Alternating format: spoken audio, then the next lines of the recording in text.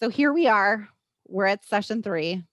This is my favorite. I think I alluded to that in the email communications I've sent to you, because this really deals with those instructional shifts. And we're going to talk a lot about those resources, which I know you are all very anxious to see and to explore. So this is one of my favorites. And we're really going to be leaning hard on you to be reflective about your practice and what resources you're using. So lots of conversations today. These are some of those steps that you should be taking to move along this conversation and this work to implementing transitional coursework. So we talked about this a little bit last week. So from our first session, when we talked about the different considerations for students, and we talked about what transitional math was all about, here are some of those steps that you need to take from session 1. From session 2, remember we talked about MOUs, we talked about portability panel, we talked about the scope and sequence and the course materials and all that good stuff. So here are some of those kind of to-dos based on our conversation from last week. And then today, we're really going to be talking about instructional shifts and resources. And so here are just some really quick and easy to-dos that I'm going to encourage you to take after our conversations today. So things like exploring the transitionalmath.org website, kind of thinking about what your professional learning needs are, because remember, we'll have some additional supports coming in the future. What is that role of task-based instruction in your classroom and what needs to change? So these are some steps or some considerations after today that I would be hopeful that you would be thinking about. And, it seems like this big change. So how are we maybe taking some first steps before we look at those resources? How are we taking some first like low threat steps to increase that cognitive load with our students and kind of shift to more of a task-based approach? I want to share with you a couple of my ideas, and then I'm going to challenge you to think about what are some of the ways that you would challenge yourself or your fellow teachers to maybe shift that cognitive load. So if you are on the PowerPoint, if you want to join me, please, on 17, that's where I'm at, beyond all of our little googly eyes for our notice and our wonder. So I'm going to share a few things with you, and then we're going to have another conversation. So here are the questions that we're going to be kind of thinking about for the remainder of our time this afternoon. First and foremost, we're going to talk about who's doing the heavy lifting. So I use the personal trainer analogy, remember? And if I want to get the benefit out of my personal trainer, I've got to be the one who's lifting the weights. We're going to talk about and revisit, we talked about it in session 1, but we're going to go back to what makes a good task, some simple steps we can take to shift that cognitive load, and then we'll spend some time looking at resources. So let's first look at this question about who's doing the heavy lifting in my class. Okay. So when we revisit our first session together, we talked about the fact that we need this to be a different experience for kids. So that means that we're going to shift to more of a task-based approach, which is identified in the actual legislation, and that it is meaningfully contextualized. Because remember, we talked about the fact that those students are somewhat disillusioned by perhaps their math success or experience, and maybe some of them have even argued, when am I ever going to use this?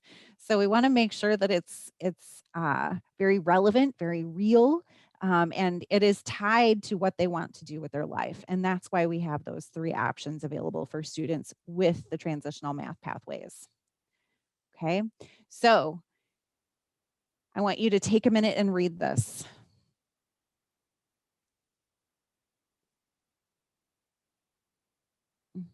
Student learning is greatest in classrooms where the tasks consistently encourage high-level student thinking and reasoning, and least in classrooms where tasks are routinely procedural in nature. What do you think about that? Agree? Disagree? What do you think? One of the things, speaking of stamina, that historically we've done when we've done the heavy lifting is that we've taught kids to wait until we give in. Right? So they don't like not knowing the right answer. They don't like that ambiguity. I worked with a group of teachers a couple of summers ago, and the task was, I think Jordan had to do this, go out and find the height of the light pole out in the parking lot. And everybody had a slightly different answer. And so the question was, well, what's the right answer? And there really wasn't a right answer because there were a lot of different variables involved. So understanding that in the real world is very important. Okay, so we want to make sure that those kids are engaged in starting to do that heavy lifting. So to do that, we are going to create some tasks that are going to allow them to do that. And we looked at this on the first day, and the question I asked you was, which one of these speaks to you? And I think there was a lot of feedback on the mysterious part is mathematical. It requires the students to explore and actually do the mathematics. So there was a lot of things that you reflected on in this high quality task segment. So I want to encourage you that if you use the transitional math resources on the iltransitionalmath.org website, this was the lens that we used. If you look elsewhere, if you are working on something else that you're going to submit to your local and the state portability panel, use this as a checklist. Use this as a filter for determining what tasks are worthwhile. I can look through a lot of tasks that are out there and say, it's got some good bones, but it's not hitting all of these criteria that I want it to hit. So this is one filter for you. We're going to talk about a couple of others as well. So what are some things that you could do before we get into the resources? What are some simple things you can do to build that stamina, to ride that line so that you're pushing them enough so that they want to come back because they found success and they want to do more? Surprisingly, there are really simple changes that we can make to our instructional practice that's going to help to build that cognitive load. So Dan Meyer references this, and I think he actually referenced this in the video that you watched. So he speaks to this idea of over scaffolding, right? So this is the ski slope problem where you have a 1, 2, 3, and a 4 question, each having 2 or 3 questions in each of those. And what it's doing, and as he spoke to in his video, it leads you directly along the line to a prescribed right answer, right? So all of the thinking has been sucked out of this problem. So in Dan's approach, the idea is less is more. So remember, he had the water tank. And so instead of having all of those follow-up questions, he took it out and just asked the simple question of how long will it take to fill the water jug? And so students had to really think critically and problem solve about what was important to know, what were the good questions to ask in order to answer that question. And of course, he mentions to find the right answer, they just watch the end of the video. So think about how you might, in your instruction, look at a problem and eliminate some of the detail so that you get students into asking those important questions, making those connections, and really kind of figuring out the math. So that's a fairly low risk, low threat task for us. Okay, here's another one. Really simple steps to incorporate task-based instruction into your practice. So you're going to start with a purposeful problem. In science, we call this a phenomena. Okay, so we're going to present students with something. If you ask any of your science teacher colleagues, they'll say the imploding tanker truck, the fact that the pavement is hot. It should be something that hooks the students and makes them want to learn more. So Kate was mentioning earlier the pizza problem, like which is the more cost-effective deal.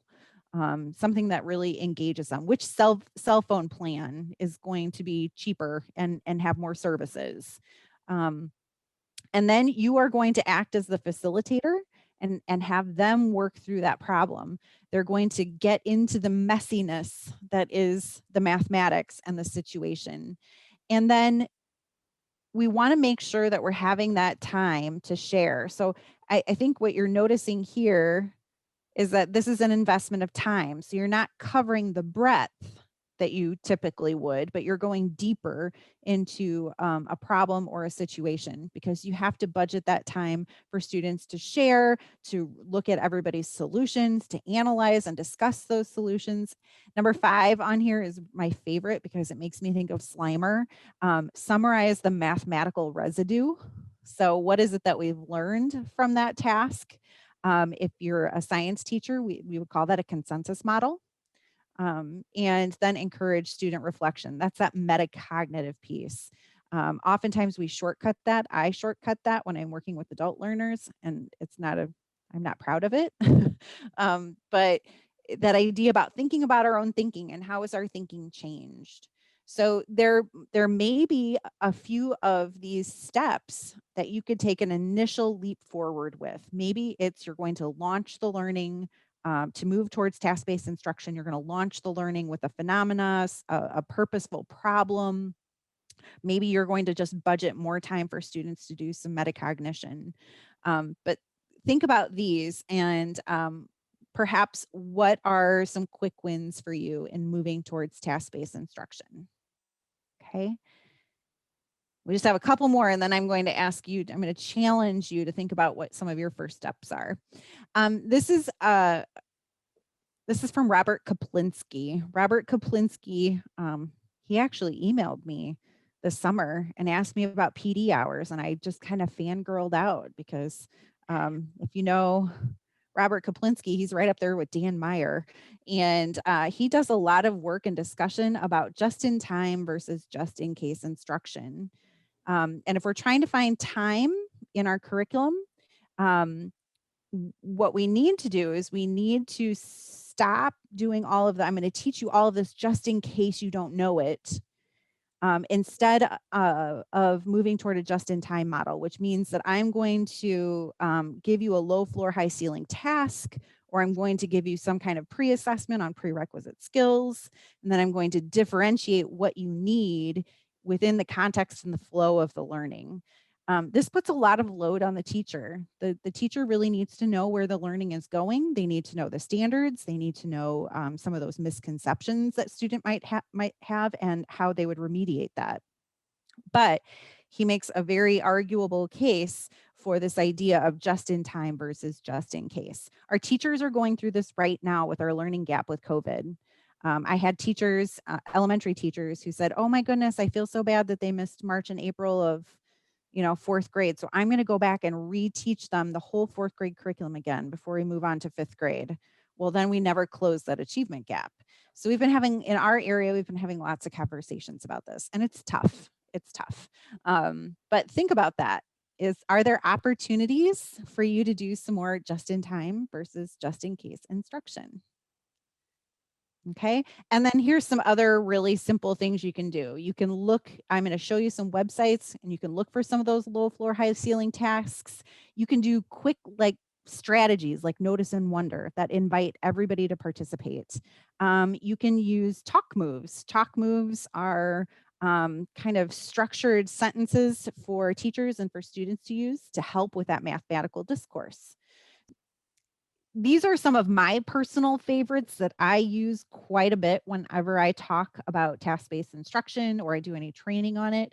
Mathalicious. Now, Mathalicious does have some free lessons out there, and I will tell you that sometimes they do over scaffold a bit, so you could pull back. But they've got great questions on there.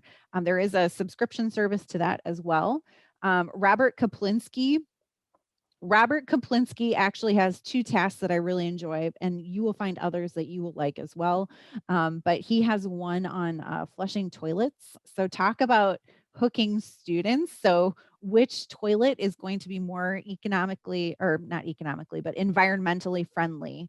So we're looking at it from an environmental standpoint as well as from a financial standpoint and deciding which toilet to buy. Hey, who doesn't like talking about flushing toilets? he also has a great task that I actually wrote an implementation guide for on hybrid cars. And so this would be an intriguing task for students as they're moving into getting their license and starting to drive. What you're doing is you are asking the question, do hybrid cars pay for themselves? So you're looking at two different kinds of cars and which will be the more kind of financially sound decision to make as far as an investment goes. So Robert Kaplinski is great. Of course, Dan Meyer, Joe Bowler, Growth Mindset. She has that website called U Cubed. And then Mars. Some of these also you had an opportunity to look at in your pre-work. So those Mars tasks I shared with you. And then these are just some really quick wins. These are some really good sites that you could incorporate as bell ringers on a daily basis to start building that stamina. We have graphing stories. We have would you rather. Would you rather buy 3 apples at $1 or 3 apples at 30 cents a piece? They're obviously more mathematically complex than that. But would you rather? New York Times, what's going on in this graph? I love this one. I use this a lot. Lots of graphic representations. So there's a picture up here. And the students have to do some noticing and wondering about the data and how it's represented. There is a story that goes with it. So then you can practice some of those literacy skills and see if what they talked about played out in the article. We also look at how data is used to convey information, which is always a really great ethical conversation. Estimation 180, you see here kind of featured on the right. And then OK Go is actually a music band, and they have lots of music videos that are math and science oriented. So these are some really quick wins that you could use on a daily basis, or if you're looking for tasks that you can visit and find more information and resources. So I'm going to move away from that PowerPoint, and I'm actually going to come right to our iltransitionalmath.org website, and I want to show you where some of these resources live, because those were a lot of your questions that I noticed for today's session.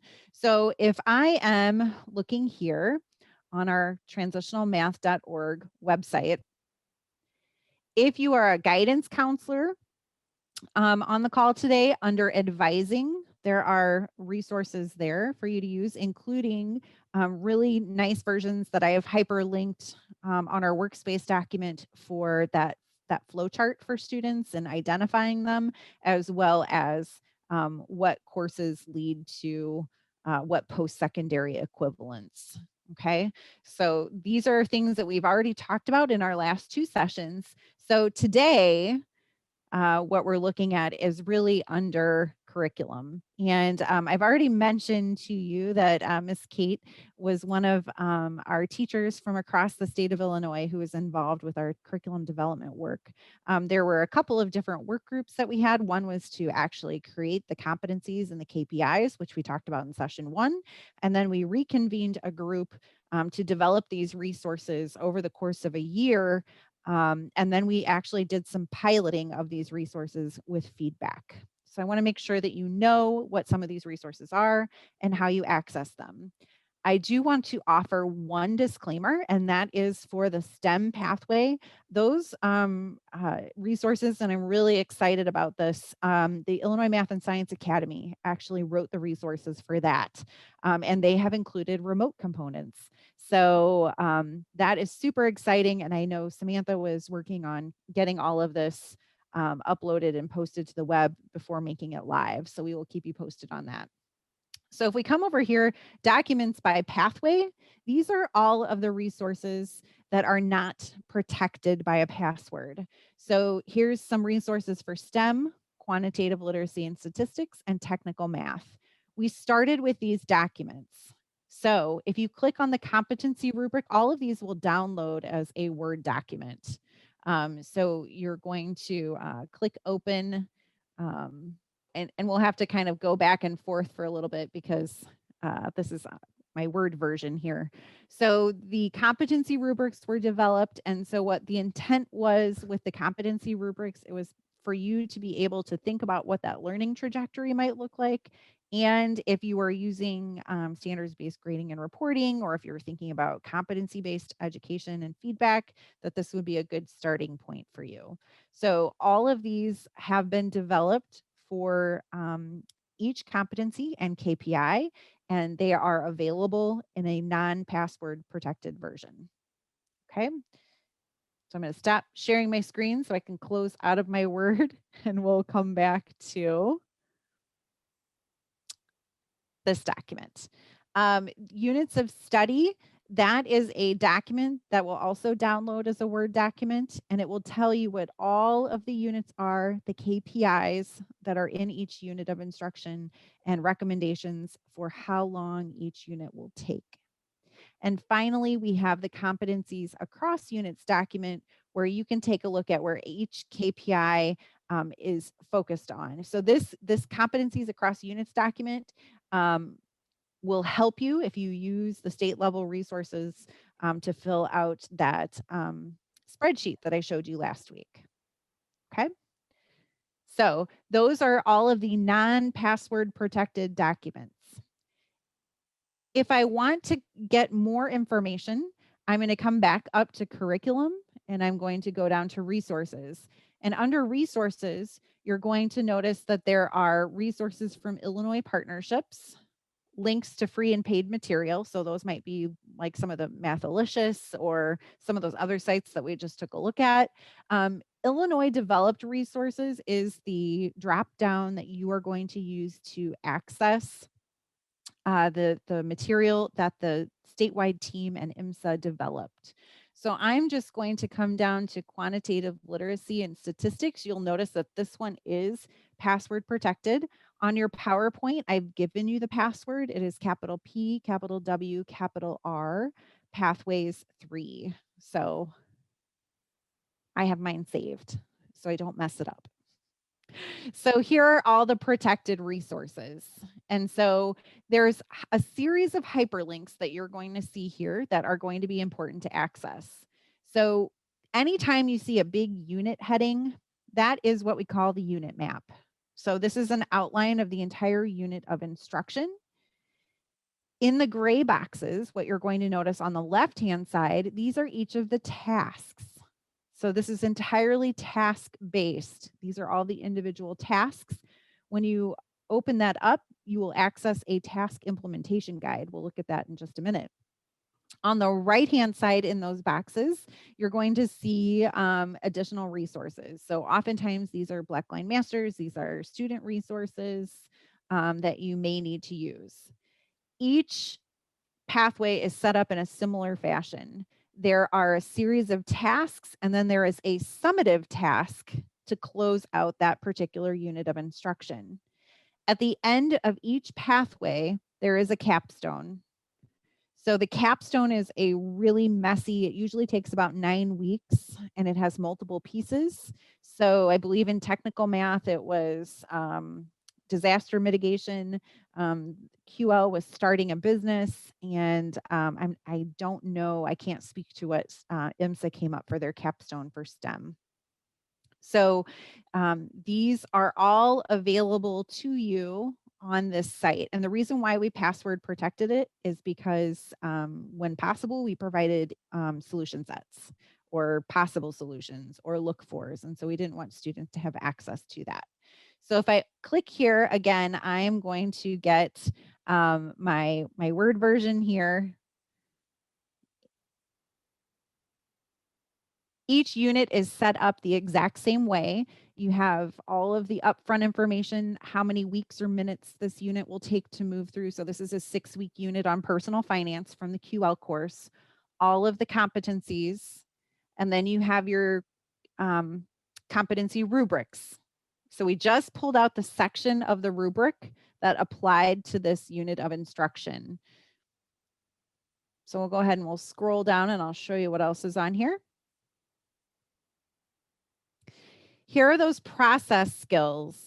So in your portability submission, you had to speak to your process skills and competencies. So we made sure that we included those. And then here's a little bit about the summative performance task. We use backwards design. So we planned with the end in mind. So this one has a summative task on financial well-being. And then here's your sequence of learning. So all of those tasks that I showed you on the website are here. And so the first task or the first learning segment, U1A, managing your money. Students are exploring how do credit cards work. Here's all those performance indicators. Green means these performance indicators, these KPIs are pretty heavily emphasized. Blue means they're supporting. Here's what students are going to figure out. Recommended and additional. So additional is something completely if you have time. And then the timing for each segment. So you can see here that we have a number of different learning segments, some with multiple tasks, where students are moving through conversations related to finance while still addressing the KPIs. And then we also asked if there were some business and industry who contributed to this, if you wanted to contact them for guest speaking or for additional questions about finance. We did include some contact information from some of our Illinois business partners. So that is there for you as well. So this is what we call the unit map. It is the unit overview of all the tasks and how those work together. All right. I'm still back on that password protected site. We just looked at this right here, this big unit heading. Okay. If I drop down to the task, I'm going to look at plastic peril. So if I click plastic peril, I'm going to get a Word document that opens up. And then I'm going to reshare my screen. So this is plastic peril. This is called a task implementation guide. So for each task within each unit, there was a guide that was created that talks about how you should approach presenting this task to your students. So this is a task that's going to take probably about 2 to 3 days to work with your students on. And the reason we took some initial guidance from some of the tasks, some of these were originally written and some of these were adapted from another resource. Everything had to be open source, however. So this is one that we probably adapted from an open source. And the recommendation was 2 to 3 days. Then we also sent it out for pilot testing, and we asked the people who pilot tested this particular task if it did indeed take 2 to 3 days. And if it didn't, we changed it. So you have here your key performance indicators, the materials that you need, your standards of mathematical practice. Here's how you're going to be checking for understanding. So at the end of this task, what are students producing?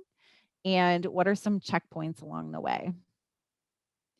Again, you have your task rubric that's here, but probably the most meaningful part of the implementation guide is the procedures that you're going to use to kind of present this to your students.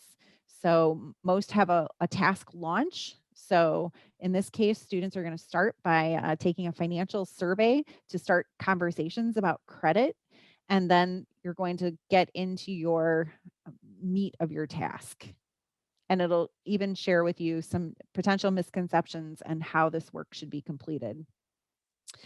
The section down here about access and differentiation to promote learning follows those universal design for learning principles, which really thinks about all of our different populations of student learners and how you can promote access to learning. So UDL has 3 principles: considerations for multiple means of expression, engagement, and representation. So we provide some suggestions there for you, as well as recommendations for extension, remediation, and additional skill practice. So this is, some are a little longer than others, but this is the task implementation guide, which will kind of give you that information that you need to approach the task.